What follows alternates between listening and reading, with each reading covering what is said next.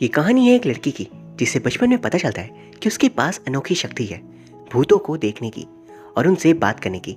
लेकिन वो इस शक्ति से हमेशा नफरत करती आई है क्योंकि उसके बचपन में ही इसी शक्ति के बदले उसने किसी अपने को खो दिया था। अब हम आगे उसी लड़की और उसके मिस्टीरियस हाई स्कूल की कहानी को देखेंगे, जिस स्कूल में एग्जाम में लास्ट आने वाले स्टूडेंट्स की अनजान कारण से मृत्यु हो जाती है। इस ड्रामा का नाम है द ग्रेट शमन गादोशम। इसे मैं 2 पार्ट्स में कवर करूंगा, इसलिए मेरी आपसे रिक्वेस्ट है कि अगर आपको ये पहला पार्ट पसंद आए देन प्लीज़ वीडियो को लाइक कर दीजिए एंड चैनल को सब्सक्राइब भी। इसके दूसरे पार्ट का लिंक आपको डिस्क्रिप्शन बॉक्स में मिल जाएगा। कहानी की शुरुआत में हमें सोनयंग हाई स्कूल दिखाया जाता है। वहाँ पे एक लड़की अपने क्लासरूम में इंटर करने जा रही थी कि तभी कॉरिडोर की लाइट्स फ्लिकर करती है। वो आसपास देखती है तो सारी लाइट्स अचानक बंद पड़ गई थी एंड एक रेड डरावनी रोशनी उसकी तरफ बढ़ने लगती है।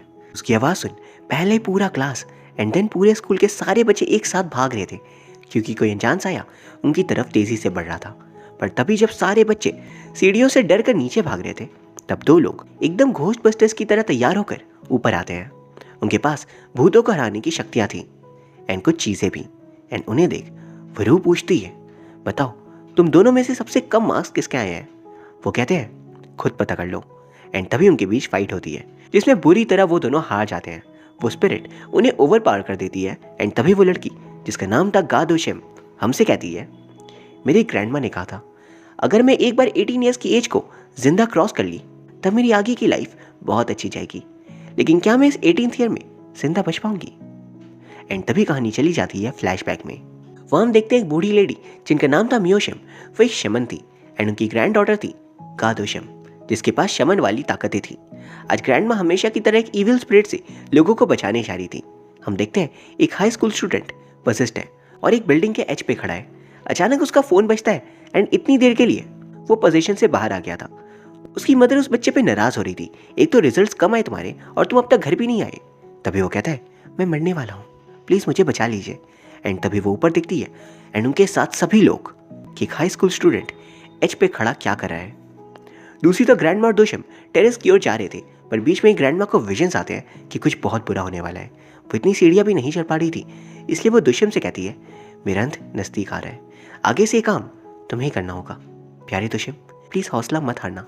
दोशम कहती है नहीं, मुझे ये नहीं करना, मुझे आपके और मॉम की जैसी शमन वाली ज़िंदगी नहीं चाहिए। ग्रैंडमा कहती है इविल स्पिरिट उन बच्चों को मारती है जिनके मार्क्स कम आते हैं, तुम्हें इसे रोकने के लिए कुछ करना होगा और ये काम सिर्फ तुम ही कर सकती हो। काफ़ी समझाने पर दोशम सिर्फ इस बार के लिए मान जाती है एंड टेरेस तक जाती है जब हम उसी बच्चे ह्युंसो को देखते हैं जिस पर इविल स्पिरिट का कब्जा था। ग्रैंडमा ने दोशम को एक स्पेल दिया था लेकिन वो उसके आगे उसे यूज़ नहीं कर पाती एंड वो इविल स्पिरिट वहाँ उसे जाने देता है ये बोलकर कि मैं सिर्फ 18 साल के बच्चों को मारता हूँ, अगर तुम मुझसे मरना नहीं चाहती तो बहुत पढ़ाई करना, वरना मैं आखिरी आने वाले को मार देता हूँ। एंड वहाँ सभी के सामने ह्युंसो को लेकर वो ऊपर से कूद जाता है जब ह्युंसो की मौत हो गई थी अपनी मदर के सामने। एंड वो इविल स्पिरिट बाहर निकल जाती है, लेकिन ग्रैंडमा ने तब तक स्पेल्स का इस्तेमाल करके उसे पकड़ लिया था। वो स्पिरिट कहता है मैं अगर कभी भी बाहर आया तो सबसे पहले तुम्हारी ग्रैंड डॉटर को मारूंगा। इस पर ग्रैंडमा कहती है बच्चे प्योर सोल होते हैं, उन्हें तुम कभी नहीं मार सकते। एंड इसके बाद ह्युंसो की सोल ग्रैंडमा के पास आती है एंड ग्रैंडमा उसे कहती है मैं तुम्हें तुम्हारी मदर से आखिरी बार मिल पाऊंगी, चलो मेरे साथ। लेकिन तभी कोई शख्स ग्रैंडमा पर वार करता है और उनकी वहाँ मौत हो जाती है, बिल्कुल वैसे ही जैसा उन्होंने विजन्स में देखा था। दोशम नीचे आकर ग्रैंडमा को इस हालत में देख रो पड़ती है, लेकिन ग्रैंडमा कहती है वो स्पिरिट अब उस शख्स के पास है एंड तुम्हें एक अच्छा इंसान बनना होगा, तभी तुम उसे रोक पाओगी। याद रखना तुम्हें अपनी 18th ईयर को जिंदा क्रॉस करना होगा, वरना वो स्पिरिट तुम्हें मार देगी। एंड इसके बाद ग्रैंडमा ह्युंसो दोनों के स्पिरिट्स को हम जाते हुए देखते हैं। एंड इसके ठीक अगले सीन में हमें बड़ी दोशम दिखाई जाती है। आज ग्रैंडमा की बर्थ एनिवर्सरी थी एंड वो उनके ग्रेव के पास आती है उन्हें रिस्पेक्ट देने। वो हम देख पाते हैं अनजान स्पिरिट्स को आसपास। दोशम के पास दरअसल भूतों को देखने की शक्तियाँ थीं।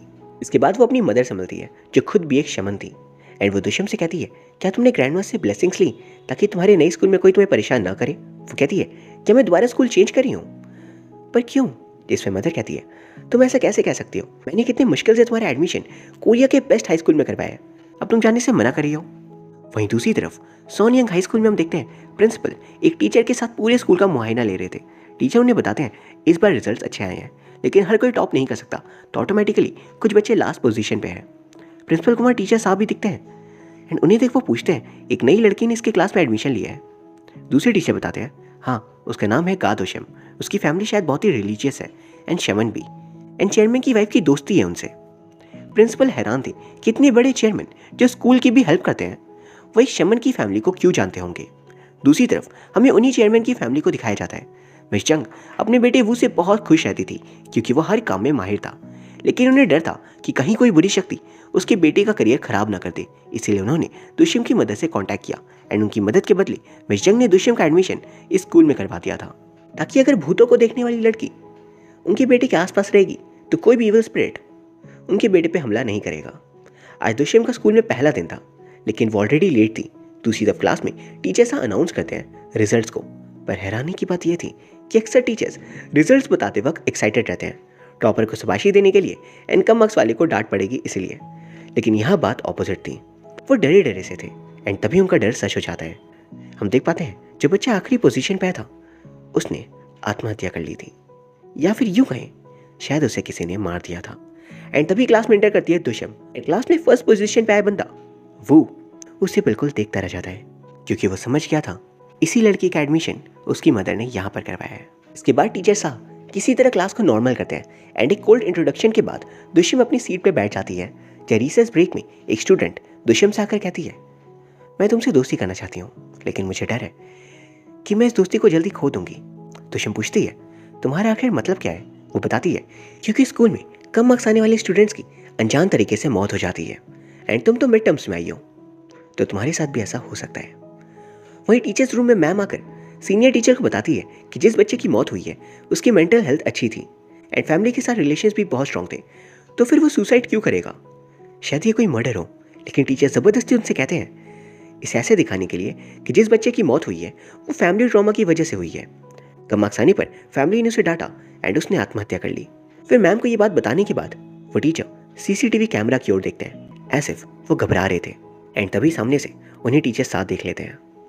इसके बाद दुष्यम घर आती है, जहाँ उसका घर बाहर से ही पता चल रहा था किसी शमन का है, इसलिए वो छप कर आती है, क्योंकि प्रेजेंट सोसाइटी में लोग शमन से उतने फ्रेंडली बात नहीं करते।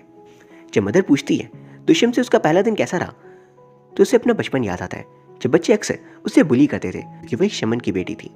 एंड अगले सीन में हम देखते हैं ह्युनसो जो सालों पहले मारा गया था वो अब तक इस दुनिया में ही है, यानी उसकी सोल यहीं कैद है। दरअसल वो एक आखिरी बार अपनी मदर से मिलना चाहता है, लेकिन अब तक वो उनसे मिल नहीं पाया क्योंकि उसे याद ही नहीं कि उसकी मदर कैसी दिखती थी या उनका नाम क्या था। एंड यहाँ पर दुष्यम की मदर उससे अक्सर अपने सुपर काम करवाती है। हम देखते हैं क्लास टॉपर वू को, जो अपने बेस्ट फ्रेंड इल्नाम की बहुत फिक्र करता था कि कहीं अगले एग्जाम में उसकी मौत ना हो जाए, क्योंकि इल्नाम बिल्कुल पढ़ाई नहीं करता था। उसकी हेल्प के लिए वो उसे अपने सारे नोट्स एंड एक्सपेक्टेड क्वेश्चंस लाकर दे देता है। घर आकर उसकी मदर डिनर टेबल पर डिस्कस करी थी कि कैसे दुष्यम की मदर ने जो भी भविष्यवाणियां की वो सारी सच निकली, यानी जरूर वो एक अच्छी शमन है एंड उसकी डॉटर तो भूतों को देख भी सकती है। लेकिन वो और उसके फादर दोनों ही उनकी बातों पर बिल्कुल भी यकीन नहीं करते।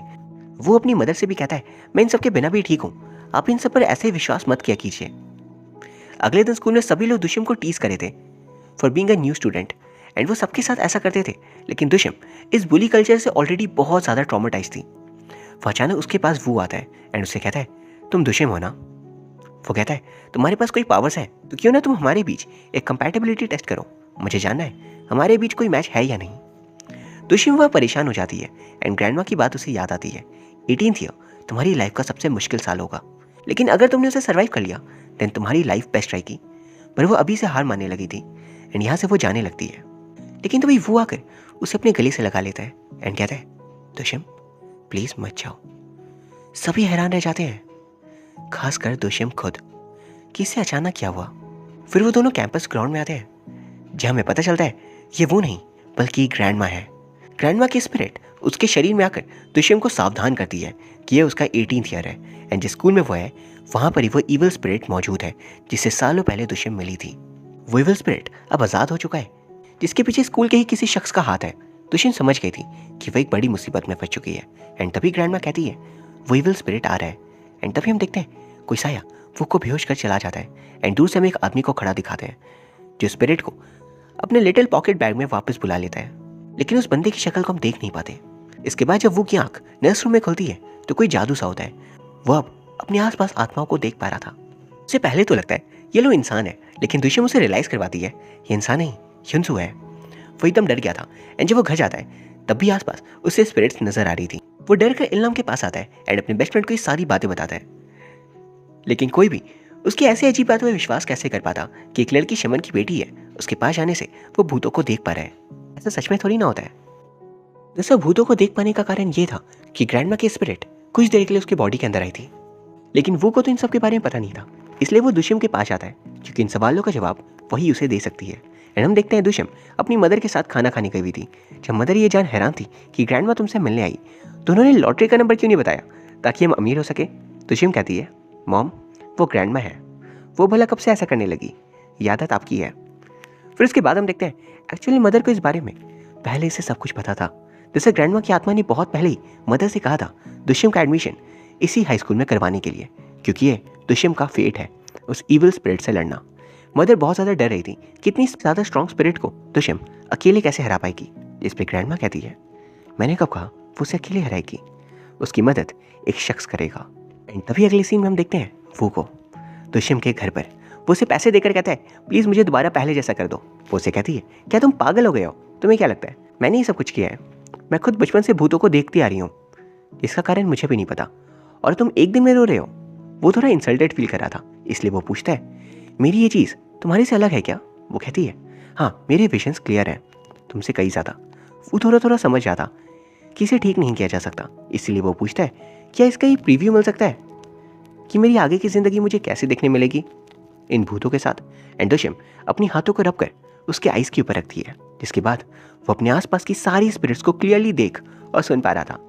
वो दुष्यम का हाथ पकड़ कहने लगता है, प्लीज़ बताओ अब मैं क्या करूं, ये तो मुझे घेर चुके हैं। वो कहती है, अब क्या घर भागो। वो उल्टे पैर भागता है एंड यहाँ दुष्यम सोचती है उसने सही किया या फिर गलत।